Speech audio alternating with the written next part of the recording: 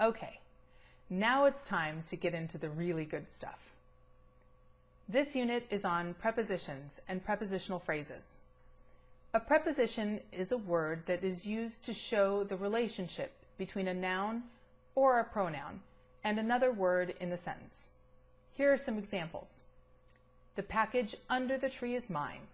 The package in the tree is mine. The package near the tree is mine.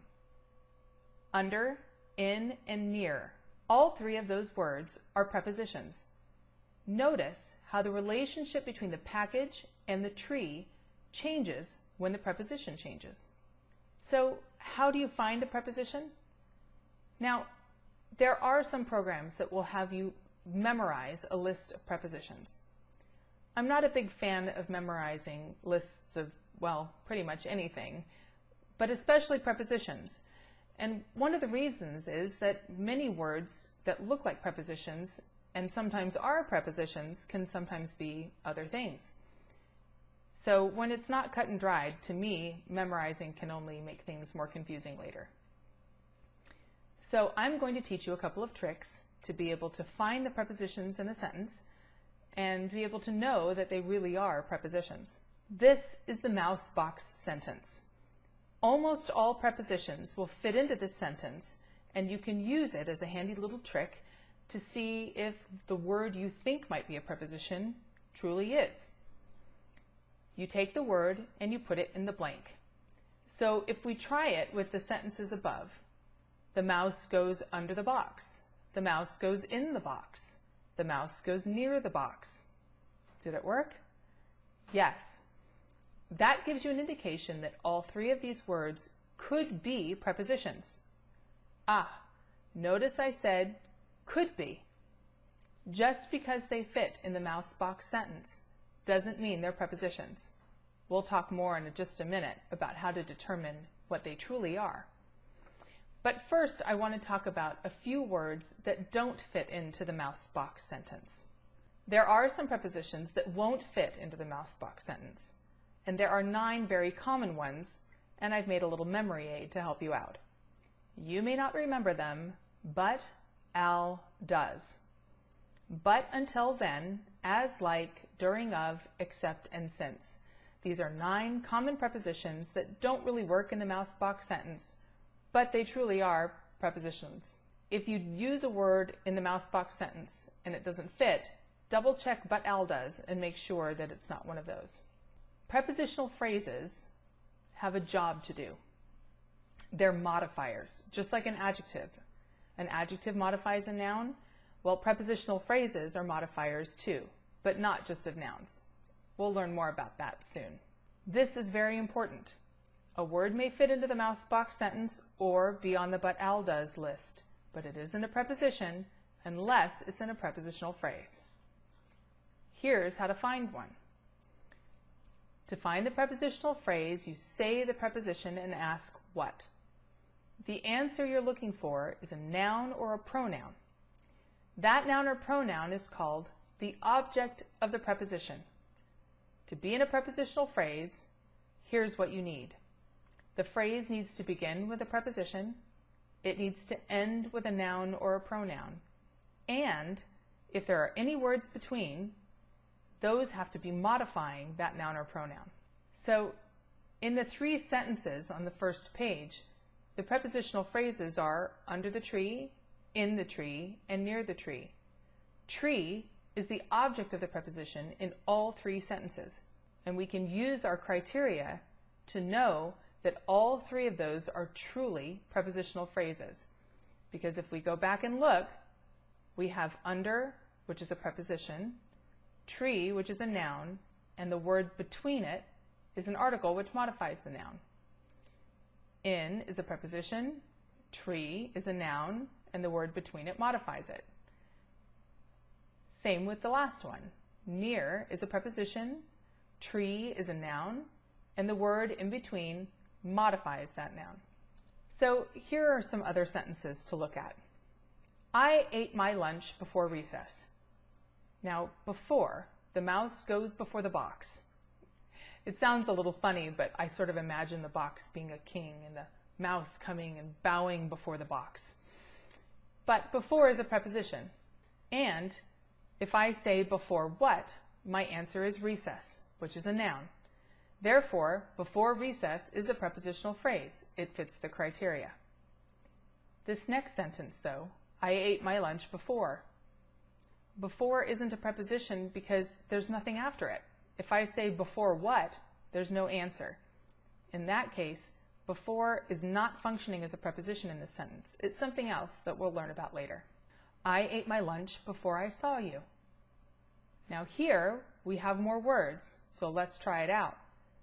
Before what? Before I saw you. Well, you is a pronoun, so far we're fitting our criteria. But we have two words in between, I saw, and those words are not modifiers for you. So therefore, before I saw you is not a prepositional phrase, and therefore we need to ignore it for now. When you see a preposition in a sentence, you'll mark it with a double P, and you'll also put parentheses around the entire prepositional phrase, like this. In high school, I was president of the student council. The prepositional phrases are in high school and of the student council. Now, there are prepositions that are more than one word. Here are some of them. Just keep in mind that sometimes you might notice phrases like this in a sentence, and you should go back and double check your notes to make sure that they're not one of these multi-word prepositions. As we turn to the third page of the notes for this unit, you'll see something new. This is sentence diagramming. This is something that I'll be teaching you as we move along now in Grammar Planet. Diagramming is an old skill. It's not something that we here at Grammar Planet have invented. It's been around a long time. And it's simply a way of taking something that can be confusing and drawing it out to make it less confusing. Right now we're just going to diagram the prepositional phrases. Notice that there are horizontal lines, diagonal lines, and you will eventually see vertical lines also in sentence diagrams. For a prepositional phrase, on that first angled line, you'll write the preposition. On that first horizontal line, you'll write the object of the preposition. Any modifiers are hung below the word that they modify. So for instance, if we take the word around the house, that's what the diagram for around the house would look like. So you'll be seeing more and more diagrams in the questions during the units. Sometimes you'll be asked which diagrams are correct, and sometimes I will provide a diagram key so that you can do the diagramming on your own and check your work. Now keep in mind that that's not something that the computer can double check. So technically you could skip it if you wanted to. But keep in mind that unless you really understand this sentence diagramming, when we get to the advanced level work in Grammar Planet, you're going to have a really hard time. So if you're doing Grammar Planet in a teacher-led situation, you certainly need to defer to him or her as to how much of the diagrams you need to complete. If you're self-teaching, you'll need to determine that on your own. You want to do enough diagrams to make sure that you truly understand what it is you're doing, because later on, it's information you're really going to need to be able to understand the advanced grammar when I teach it. Let's go to our process steps so far.